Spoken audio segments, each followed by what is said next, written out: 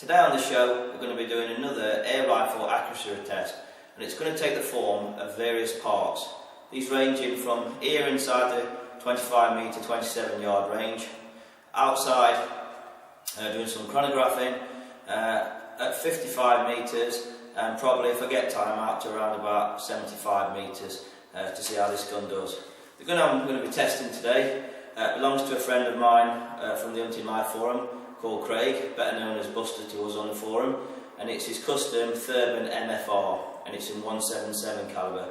Now this rifle's had quite a lot of work done to it, so it's not the standard MFR you'd buy from Theoben, and me being not a technical guy when it comes to the internals of a rifle, I've wrote down some of the things here what Craig's had done to it. So for those who like to fettle with air guns and do it in a safe manner, I'll tell you what this has got. It's had a shortened barrel down to 11 inches. It's had the red core shortened and uprated to give more shots per fill with less noise. It's had a new valve and titanium stem fitted, which gives you better consistency. And it's had PTF guides and slip discs put in to quieten the action. It's got a one-off air diverting shroud with baffles in, and all the custom parts have been made by a gentleman called Phil D on the Theoben Rapid forum.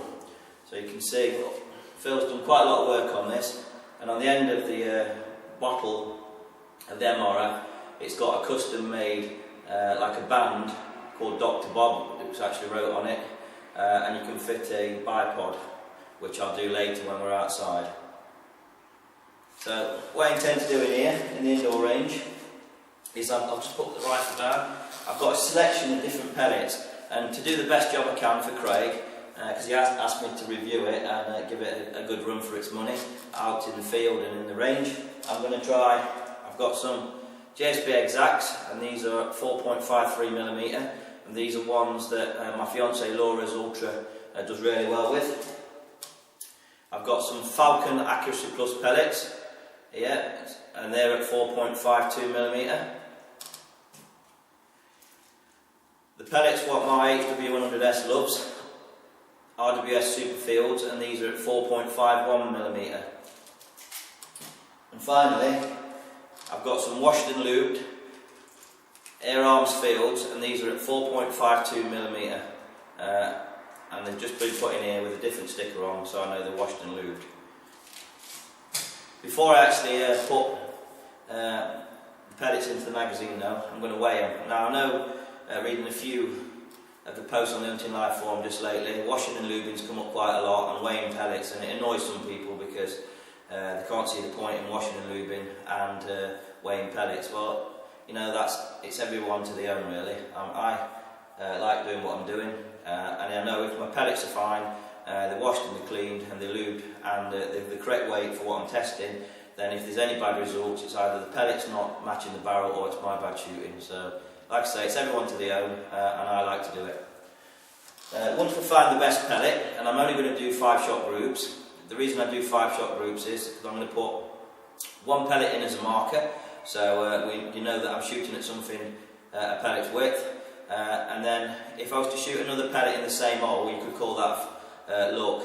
If you shoot 2 pellets in the same hole, that's with fluke, but really you can't get much better than fluke. So 5 shots is enough, and anything bigger or more than 5 shots, you can start to open up and don't give you a true really representation of the group size. Once we've found the best pellet, we'll then go outside, and I brought in my F1 Chrono, which is here, and we'll shoot a couple of shots through the F1 Chrono to see how consistent the rifle is with them pellets. Another set of pellets I've got, which I didn't mention, are these. These are Defiant ogives. Now, there's been a lot of controversy about these, actually on the Hunting Life forum, and a lot of people have stated they've had really bad groups with them and they're not very accurate. Me personally, I watched Mount Bernard a few weeks ago, shooting when we was on one of our missions in Oxfordshire, shooting rats, getting 1-all groups with these, with his custom BSA Hornet with the one-off barrel, or the custom barrel from John Boquet. Now, I've tried them myself last weekend at the Hunting Life meet in my HW100 and Laura's BSA Ultra, and to be honest, it was atrocious. We're going to give them a try in this MRF today, but the groups I was getting with my HW100 at 25 yards was probably about 3 or 4 inch, which is shocking really, but we'll test them anyway. And then we're going to go outside, like I say, after to do the chrono in, and then I'm going to set some targets out, probably between 40 to 55 metres, and if we get time, I've got some of these Firebird exploding targets here, and these are called the Sniper Fire 4.0s. I'll put some of these up at maybe 75 metres and see if the rifle with the best pellet for the barrel can handle these, which are probably about 1 inch in diameter at 75 metres. So without further ado, we'll get on with the review. What I'm doing now is filling the bottle on the MFR up to 200 bar. I'm almost there. You see it's filling up nice and slowly because I've got a restrictor on the bottle, so no seals are blown on anything I fill. You can fill the bottle up, I think, to around about 220 bar, but Craig's asked me just to fill it to 200, so I'm going to fill it to 200 as he wishes. There we go. And release the air.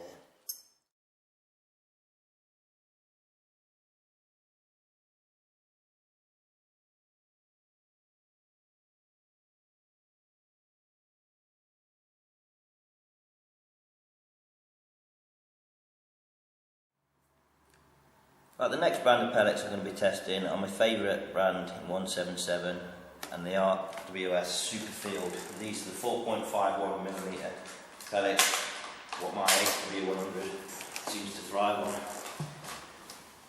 Not re-zeroed, all I've done is clean the barrel and re-leaded by putting about 10-15 shots up range.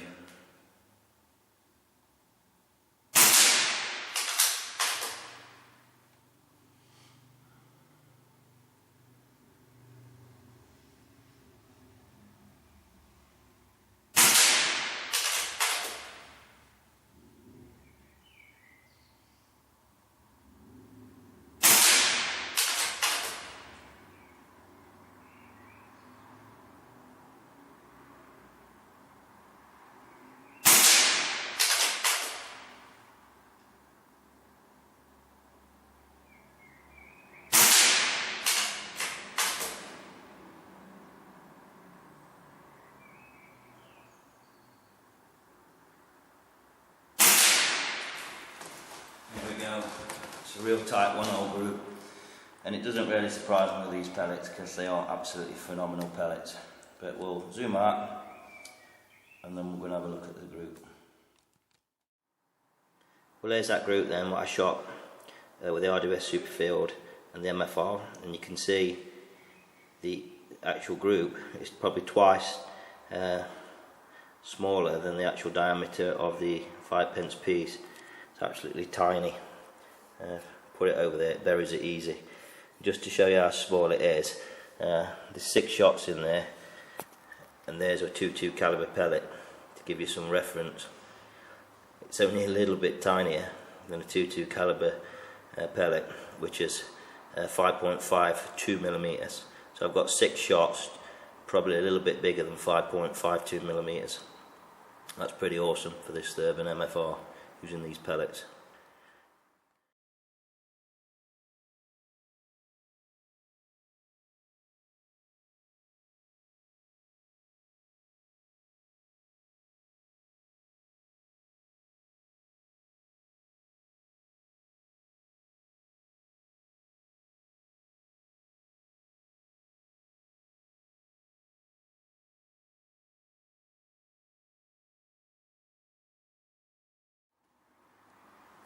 Right, I'm just going to do one final group now with the best pellet, what we found for this barrel, the RWS Superfield, just to make sure that we are happy with it.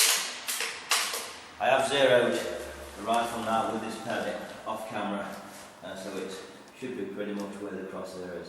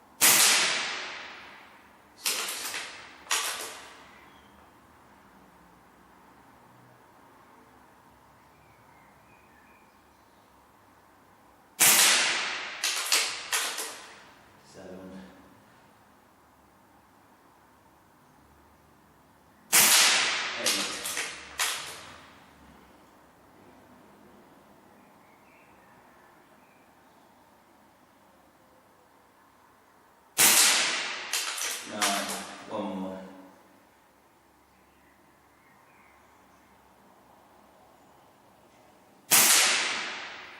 There's 10 shots going through a tiny 1-hole group. Just goes to prove the importance of pellet testing and how different pellets can vary. A lot of people do say that Air Arms Field and RWS Superfield are the same. Every time I try this, I always get different results, and this is just another time when I've proved that they are different. We're going to have a look at the group size.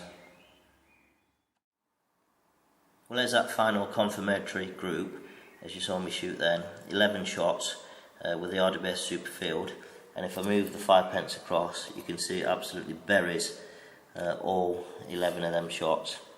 To show you how small it is, I've got that 2.2 caliber pellet again, and that was just a fantastically amazing tight group. It's not me, the shooter, doing it, it's the rifle. To be honest, I found that quite easy, and it was easy because the rifle made it easy for me. And you can see there's 11 shots there, and they've made an hole just a tiny bit bigger than a 2.2 caliber pellet. And it's not actually until you put a 2.2 caliber pellet in the hole that you realise how small it is. So I think Phil D from the Theoben Rapid Owners Club, or the forum I should say, has done an absolutely fantastic job on Craig's rifle, and I think I'd be proud to have a gun as accurate as this. Right, I've fitted the scope cover now to the Theoben MFR. I'm just going to do a bit of plinking in the range.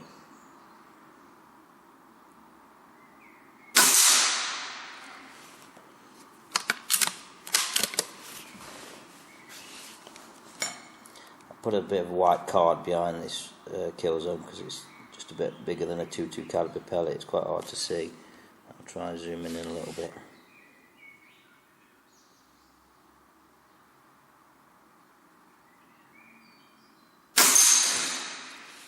Like so.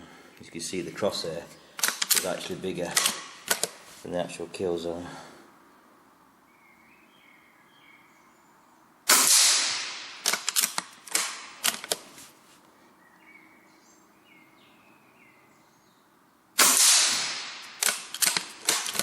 Going to fall over in a minute.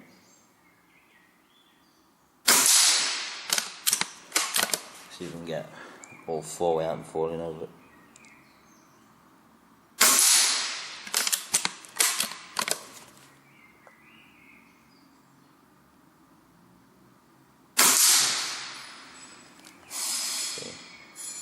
That's it, they've fallen over now. It's absolutely no challenge whatsoever for this Theoben Rapid MFR. It's so accurate. I think we need to go outside and test it at a far greater distance to see how we get on then.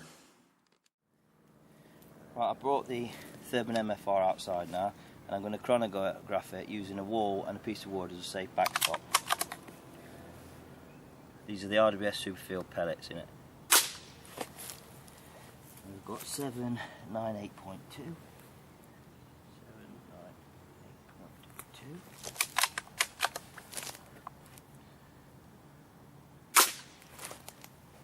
794.7.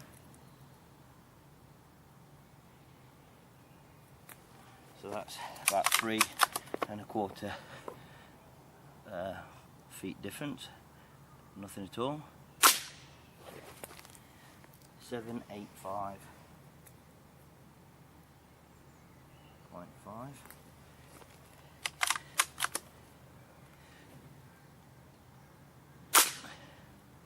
795 dead.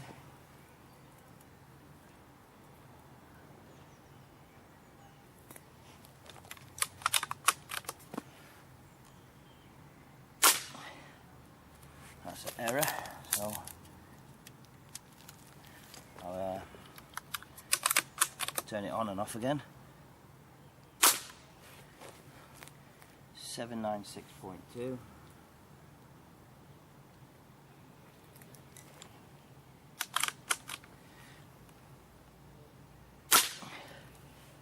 796.3. You see it's very consistent with these pellets. I think I might have 2 shots left in the magazine. 798.1.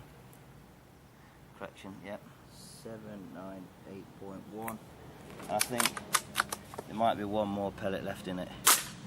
There we go, 798. Look how consistent that is. Absolutely bang on the money.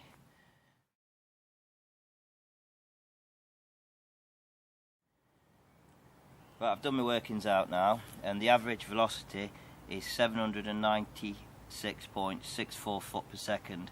And that works out using these 8.4 grain pellets at 11.38 foot-pounds, so that's pretty much spot on.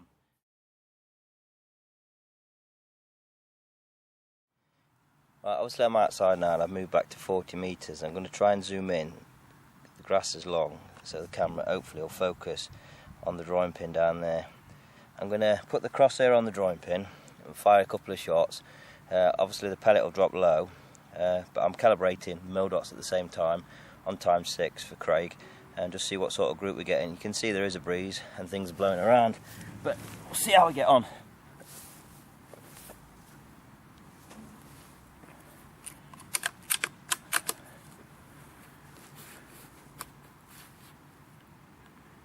I've got to try and pick a path through the grass without the pellet getting intercepted.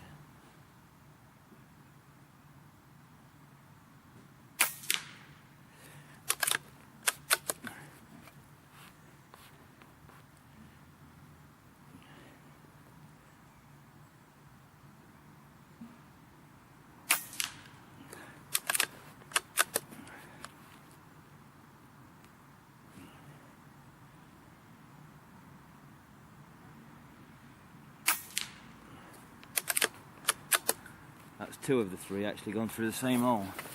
Just trying to build up the shooting platform. I'm actually using my day sack.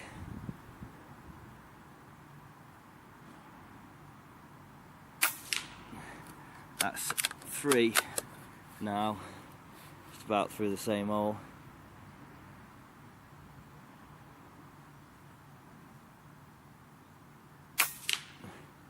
Four. And I'll shoot one more. I think the first one, it might have touched the blade of grass.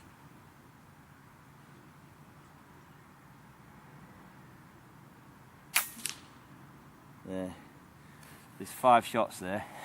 I don't know if the camera can pick it up, but they're really on top of each other. What I will do now is I'm going to just pan over, and you can see there's 3 Firebird exploding targets. I'm going to shoot one of them at this range.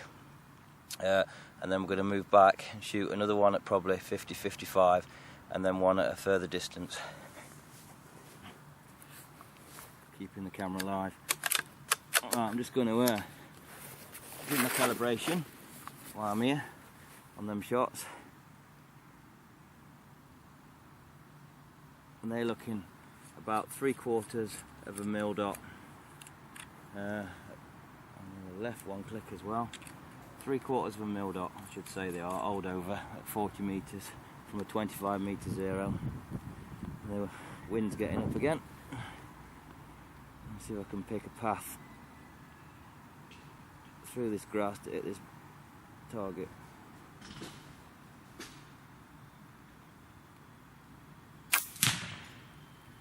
There you go.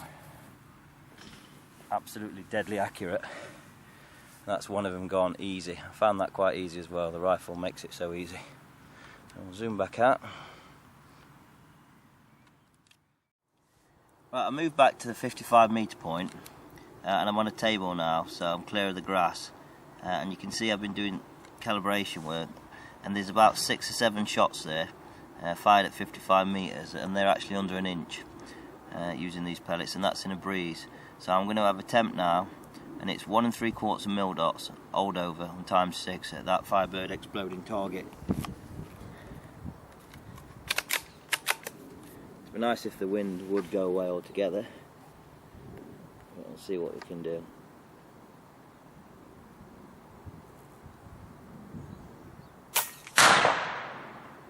There we go. First shot. Not a problem. Again.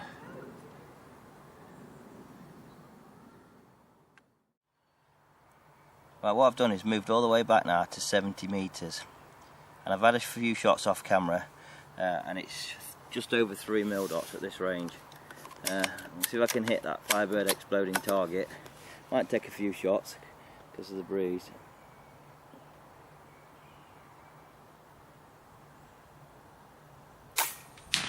Oh, first shot. Absolutely spot on. Well, did better than I thought. There you go.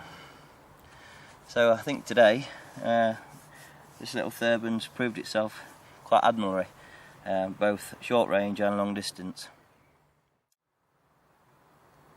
Right, final thing I'm going to do is try and hit these swinging targets at 50 metres. They are very close to the wall, so they won't go up normally like they do and rest on the bar. When they hit, they'll just swing and probably smash against the wall. These require 1.5 mildots of holdover on ×6. There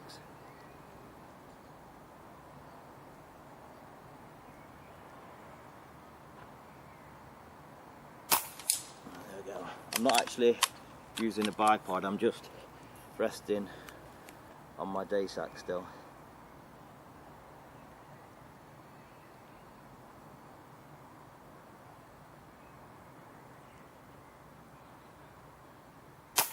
There we go.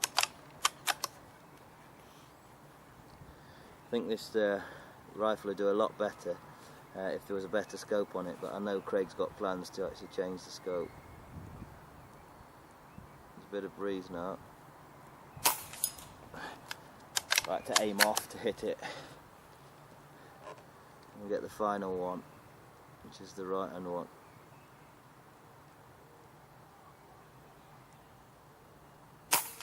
There we go. 4 out of 4. No problem whatsoever for the rifle with these RWS Superfield pellets.